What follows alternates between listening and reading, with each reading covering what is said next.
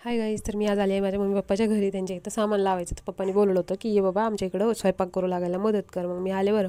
मग मी चिकनची भाजी बनवण्यासाठी तयार केले मसाला सगळा व्यवस्थित. बघा, हिरवा मसाला, काळा मसाला, चिकनची भाजी.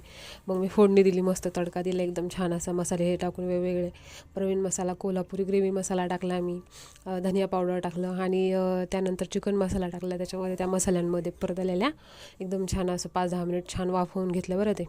आणि त्यानंतर मग मी ना सगळे मसाले फोडत होते बघा, जे जे लागतात ते भाजीला छान टेस्ट यावी त्यासाठी.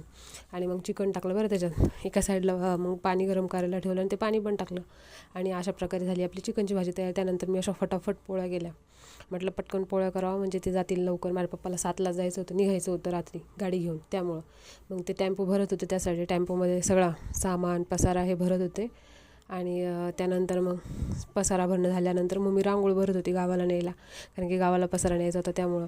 आणि मी करत होते पोळ्या. माझ्या पोळ्या पूर्ण झाल्या, थोड्या 2-4 एक राहिल्यात बघ. भाजी पण झाली, भात पण झाला. आता 2-4 पोळ्या राहिल्यात. त्या पोळ्या करणं झाल्यानंतर ते मी पसारा बघायला गेले. मग पप्पांनी कसा भरला टेम्पोमध्ये, तर जयेश तिथं झोपलेला होता बरं. मग पप्पा जेवण करत होते आणि त्यांच्यासोबत आलेले ते गाडीत जाणारे व्यक्ती.